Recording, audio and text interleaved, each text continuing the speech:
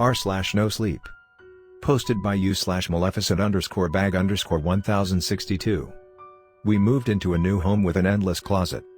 Check this out, Emma shouted out to me. I sluggishly approached, understanding that we still had a lot of unpacking to do. Entering the bedroom, I saw my girlfriend looking at our closet with a gaze of wonderment. I smiled, knowing that she had wanted more space for her clothes when we decided to move. The closer I got to Emma, I realized she wasn't looking directly into the closet, rather, her head was tilted up. "What are you looking at?" I asked with a slight chuckle in my voice. I crept up from behind and embraced her in my arms as I pushed aside a bit of her hair to apply a delicate kiss onto her neck. She remained quiet for several seconds as her stare did not give.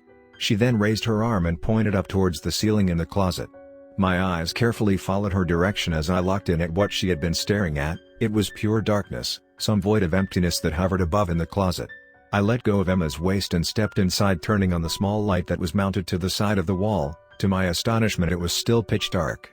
I was bewildered of how tall the ceiling must have been, which was weird since everywhere else in the townhome had normal-sized ceilings. "That is weird, isn't it?" I told my girlfriend. She nodded her head in agreement, still remaining silent. I reached for my phone to turn on the flashlight app. I pointed it upwards, hoping to see how far this mysterious ceiling extended. As the faint light shined above, the darkness seemed to swallow it up, devouring every photon, leaving me and Emma completely confounded. At this point, my curiosity had been triggered and I pondered on how I could test the height of the ceiling. I could hear Emma walk away, seemingly already bored with the mystery that laid before us. We moved to this new home, leaving behind a brutal past that both me and Emma had no interest in reliving. Well, I guess mainly Emma. She had a, let's just say, a not-so-friendly ex. His name was Jake, and he was borderline stalking her. I constantly reassured Emma that I was there to protect her, that I wouldn't let anything happen to her. I even bought a gun, something that made me feel uncomfortable, but she was worth the UN comfort. She pleaded for us to move to a new city, to get away from him, which I didn't mind. I loved her after all, and my kind of job allowed me the luxury to work from home, so I agreed. We both deleted our social media accounts and decided to start new, an adventure shared between the both of us, and now we found ourselves in this new home with a bizarre closet. For the next few days we did all of our unpacking, and Emma seemed to not care so much about the mystifying closet, though the mystery stayed at the forefront of my mind, me constantly bringing it up only for her to roll her eyes. I think I was annoying her, but every day when I had a bit of time I would try a new method to see how endless the endless closet really was. I grabbed a broom and ladder. I then jabbed it into the air to see if I would hit anything. I used a tape measure, extending it out in hopes to finally hit something, but still nothing. I scratched my head over and over, wanting to know what the heck this thing was. I grabbed a baseball and readied myself. I'm not the best at sports, but I did play a little softball when I was a kid. I stood in my stance and cautiously aimed upwards. With all of my strength I flung the small ball up into the air. "Watch out everyone, it's Tom Brady," my girlfriend said from behind me. I turned to her quickly, a bit startled, then raised my pointer finger up to my lips, suggesting for her to be quiet. "Shoo you," I shushed her. "And Tom Brady doesn't play baseball, he's a..." I promptly stopped my thought. No, it couldn't have been. That's when I realized the ball never came back down.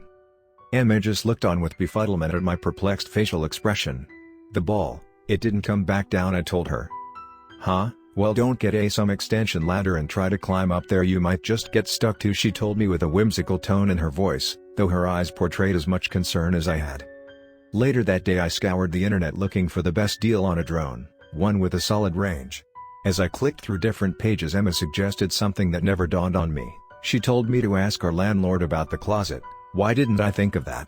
I figured before spending money we really didn't have, I should at least ask about the home I found myself in.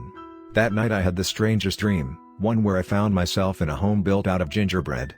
I was lost in what seemed to be an endless loop of corridors. The walls gruesomely crumbled apart as I walked past. Turning corner after corner, I endlessly searched for a way out as the scent of fresh ginger penetrated my nostrils. I could feel my panic morph into trepidation as I began to run faster and faster, wanting to escape, because by this point I didn't feel so alone. Now, I felt like someone was in here with me. I could make out the subtle hints of footsteps, unusual ones, like the person had a limp. They would take one step forward with one foot and drag the other. I was absolutely frantic by this point, and that's when I began to chew on the walls. I was trying to eat my way out of that horrid place. I chomped and grinded with all the muscle I had in my jaw. The sounds of the gingerbread crunching underneath the pressure of my bite inundated the air as my heartbeat accelerated. I even closed my eyes, not wanting to see whatever was causing those devilish footsteps. Ugh.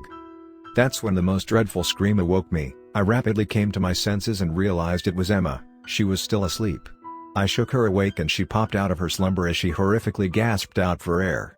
I held her close as her trembling body slowly calmed and then she began to sob. I asked her if she had a nightmare, perhaps the same one I had about the gingerbread house. She looked at me confounded. No, it was about him being her ex, Jake the real monster. My once fear gradually shifted to anger, understanding how much this jerk had tortured my beautiful Emma. I could feel my blood boil as I glanced over at my nightstand where I kept my gun, fantasying about how I could put this guy in his place for good. "Can you bring me a glass of water or something?" Emma asked of me.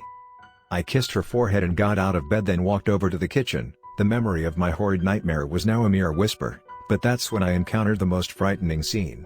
The pantry door in our kitchen was wide open and it appeared as if someone had rifled through our food. On the floor I could see a box of cookies ripped open, it practically torn to shreds, cookie crumbs laid scattered across the once polished floor. My mouth gaped open with utter disbelief. Who the hell had broken into our home? I ran back to the bedroom and grabbed my handgun. Emma looked on with curiosity and followed me as I returned to the kitchen. I could hear Emma asking questions, but I just ignored her as my eyes scanned the open living room and dining area for any possible intruder. After a minute I finally answered Emma. "Look," I told her as I guided her over to the mess near the pantry. She screamed out in terror and jumped onto one of the kitchen cabinets. "We have rats," she exclaimed. "Rats, of course, that's what it is, it has to be rats," I told myself in my head as I looked on at all the mess. "Why do you have your gun?" she asked. I stumbled over my own words, not sure how to answer without alarming her. What could I say that I think an intruder had broken in? Obviously rats made more sense. Well, were you going to shoot the rat?" Emma interjected with disapproval. I didn't say anything back. I figured I'll let her think I'm some weirdo willing to shoot a rat than scare her with my original thought of someone breaking in. The next day I reached out to the landlord, told her about the puzzling closet. Her response was well measured, much like Emma's. She told me that with these new townhomes the developer pushed for completion way too fast, leaving at times unfinished work. She said that they probably had overlooked certain areas of the home, that they just missed building the ceiling to the closet, and the endless void I was seeing was merely a vacant crevasse in the home reaching up to the attic. This made sense since our master bedroom was on the first floor and the house was two-story. I hung up with the resolve that I was just overreaching in my own mind, creating a conspiracy when in reality there was none. I didn't even bother explaining to Emma what I was told, nor did she seem like she cared. She continued having nightmares of her ex and all I could do was hold her each night when I would wake her from her screams. Luckily the landlord scheduled for people to come out and fix the ceiling in a few weeks, something I looked forward to. I was tired of seeing such darkness whenever I went into the closet to get something. As the days passed I did my best not to think so much about the closet and instead dived into my work, since I fell a bit behind spending so much time obsessing over the endless ceiling. Emma seemed to be adjusting well. She was constantly in a good mood. I could tell how much more at ease she was, seeing how much more often she would smile, though at night she would still suffer from her dreaded dreams, ill-fated memories of that monster. I too continued having nightmares, almost the same one, sometimes different variations of the same dream, but the premise was always the same, me lost in some horrid world made of gingerbread with those disgusting footsteps following close, the sounds of one step colliding onto pavement and the other hideously sliding close behind. I was always drenched in sweat in the mornings. But things seemed to be getting better. Both me and Emma weren't going to let dreams conquer our reality. We both knew it wasn't real and perhaps we were just acclimating ourselves to our new environment. The only real issue we continued having wasn't one of the dream world. No, it was the rats. They continued scurrying through our food in the pantry, always eating cookies or crackers. I set out traps to catch the rascals in spite of Emma's protest, which was a bit annoying seeing that she wanted them gone but didn't want to hurt them. I felt that was a bit of an oxymoron, but whatever. Lucky for her my traps never caught any of the demonic critters. It's like they knew to avoid them. It made me giggle thinking of these rats tiptoeing around the trap like some animated mouse cartoon from the 1950s. We were constantly restocking our cookie boxes, and you're probably thinking why not keep them in a jar or stop buying cookies? Well, we love cookies and both me and Emma don't like the way they taste when they sit too long in one of those jars. After almost a month the ceiling was still not repaired, and every time I reached out to the landlord she came up with a new excuse of why they hadn't come out. I even offered to hire someone myself to fix it, and that apparently was against our lease agreement. By this time the once mystery that consumed me no longer even tingled my thoughts. I just accepted the darkness from above as an everyday occurrence. It eventually became normal, along with those lingering rats. We learned to buy enough cookies. We sort of adopted the rodents as pets, so in our minds we were a home of many, all cookie enthusiasts. Emma even joked and said maybe it wasn't rats eating our delicious treats but rather Cookie Monster himself. It was nice to see her in such high spirits. Her smile always brought a level warmth to my heart that couldn't be described by words, and her laughter was the most divine music my ears could ever hear. Her night terrors even stopped, which was a relief since I always felt sleep-deprived waking up each night to comfort her, though my dreams persisted. I never could escape the dreadful labyrinth of gingerbread, and any time the grotesque footsteps would catch up to me I would awake. This was just life and it was perfectly fine. Me and the love of my life only grew closer as the months passed. We even contemplated the idea of starting a family. I even put my gun away in our family safe, no longer feeling as if it needed to be in arm's reach. The neighborhood we lived in was perfectly safe. Our neighbors waved at us whenever we revealed ourselves to the world. It was different than before. We came from a big city where you could be surrounded by millions to only feel like you're the only one alive, but here everyone was a friend. We invited over one of our neighbors for a dinner party, Juan and Sarah. They were a funny couple. It was clear that Sarah wore the pants in the family as she would constantly talk over her husband, but no judgment here. A lot of times Emma would do the same. I asked our new friends about the neighborhood and crime. They both looked at each other and laughed, telling us that stuff like that didn't happen here. They practically implied that this was paradise. Something about their demeanor put me off ease, almost like they were not real, reading off of some script as if they had rehearsed the things they were going to say before coming here. Emma seemed to really enjoy their company, so I tried my best not to let it bother me. We continued drinking our wine and talking about a variety of subjects. That's when my girlfriend brought up the idea of us starting a family and she asked about the local schools. This is when the once confident couple's faces froze with what seemed to be apprehension. "You want to have kids?"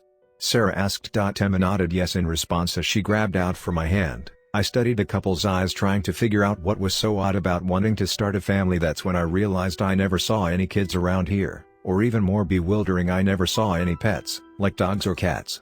Actually, now that I think about it, I don't see any pets or kids around here, I said. The couple seemed to be getting more flustered as I brought up the simple observation. "It's against the HOA," Juan told me. I didn't understand. "What HOA? I don't remember the landlord telling me anything about that, and why would they be against pets or even kids?" "Wait, HOA? They don't allow kids." Before I could finish my question, Sarah had interjected.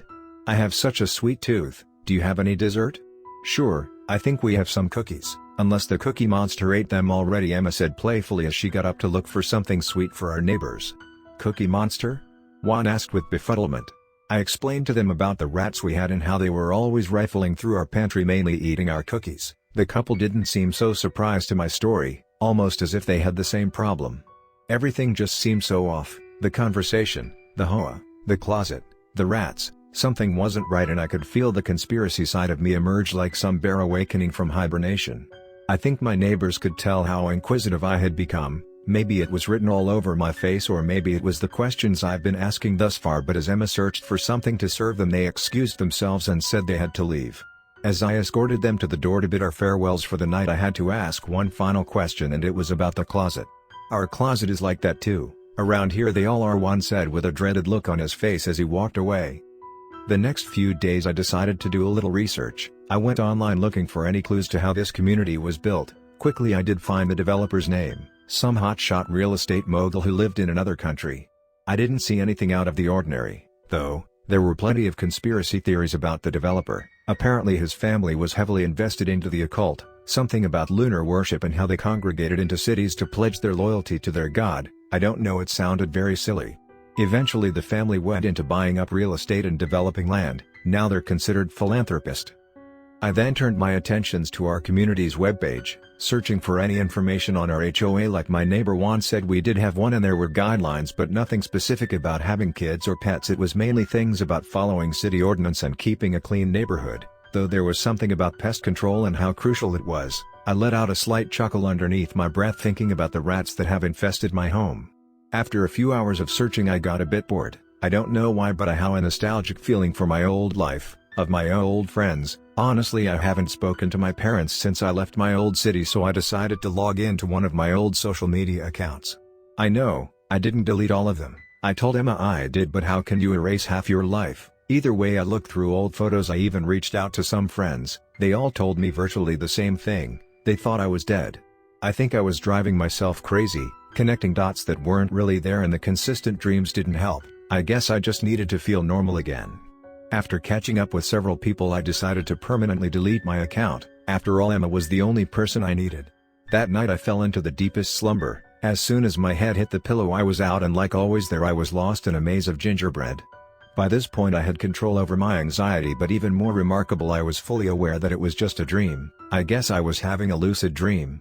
It felt amazing, all the panic and fear I had been experiencing for the last few months trapped in this world now bowed to me. I was the one in control.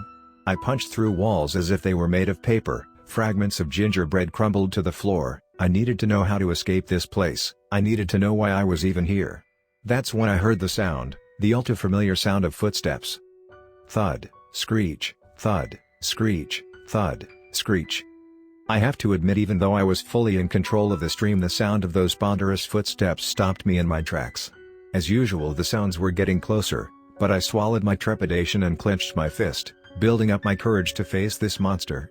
I started walking towards the sounds. I built up my speed as my pace quickened, and to my astonishment the devil's grotesque footsteps stopped, perhaps bewildered that I was approaching it.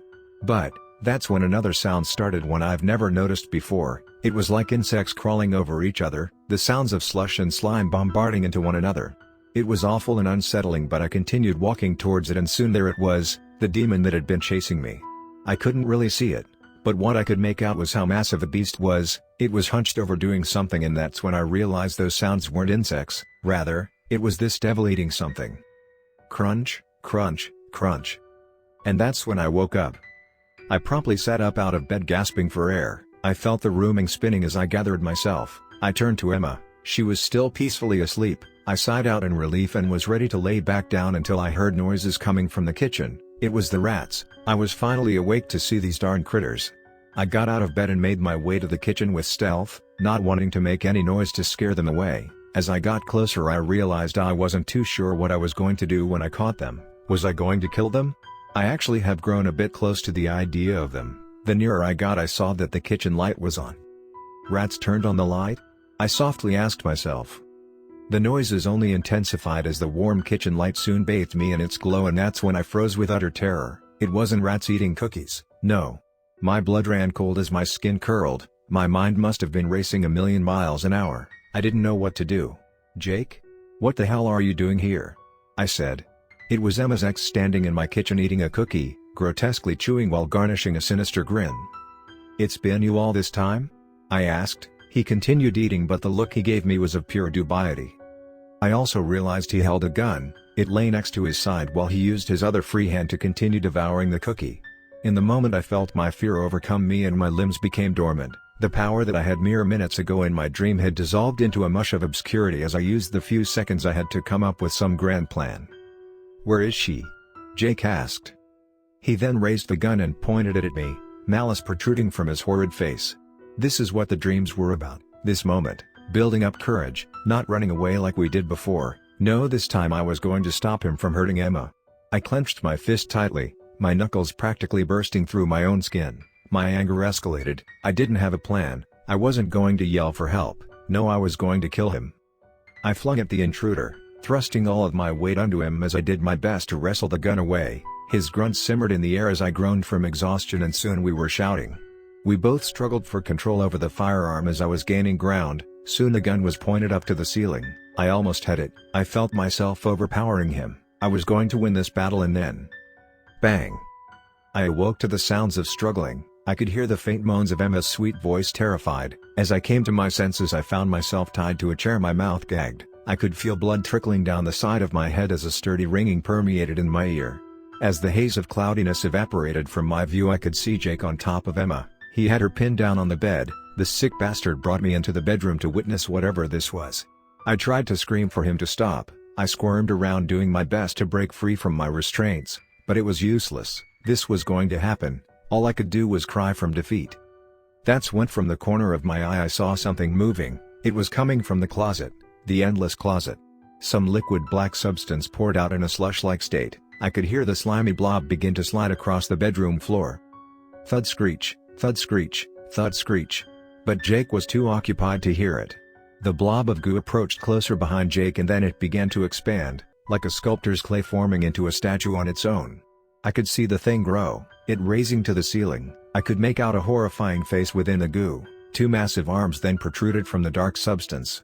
Emma, looking up, could see the creature form and she stopped moving from pure bewilderment. This finally caught Jake's attention. He slowly turned his head and looked up at the being. I could see how terrified he was. He reached for his gun, but it was too late. The beast swallowed up Jake in mere seconds, he being absorbed into the blob. He did scream for help, but it only lasted seconds. Then the creature fell back into its original form and retracted back into the closet. Both me and Emma were left utterly befuddled. It took several minutes for Emma to even acknowledge me, then rushed to my aid. No words were spoken, we just stared at each other, horrified. We knew what we had to do, and that was we had to get the hell out of there. Both of us, still in our night clothes, rushed for the door, not bothering to get anything. I just grabbed my keys. To our astonishment, outside was all of our neighbors, standing together in my front yard, all quiet, just looking at us. I could see one in the middle of the group standing next to Sarah. "I see you met her," Ho and Juan told us. I didn't have time for whatever the hell this was. Me and Emma stormed past everyone, shoving people out of our way as we walked over to the car. I swiftly turned on the vehicle and burned out of there, ready to leave this hellscape of a place. Emma sat quiet, still in shock from the whole event, and I reached out to grab her leg. She was ice cold. As I turned corner after corner, I realized I was going in circles. How was this possible? I could feel my anxiety return as I put more pressure on the accelerator. No matter where I turned, I was just going in circles. I looked up at the welcoming sign to our community. I chased after it, hoping that it would lead me to the exit. But no matter how much I drove, it remained the same distance. We have been driving for hours. It seems like we're stuck here, nowhere to go. Perhaps the HOA has to give us permission to leave. I finally parked to the side of the road, exhausted, dry blood encapsulating my face. I feel a bit faint. Emma is passed out next to me. She still feels cold, and all I can do is sob as I stare up at the welcoming sign, it reading "Welcome to Ginger Hills."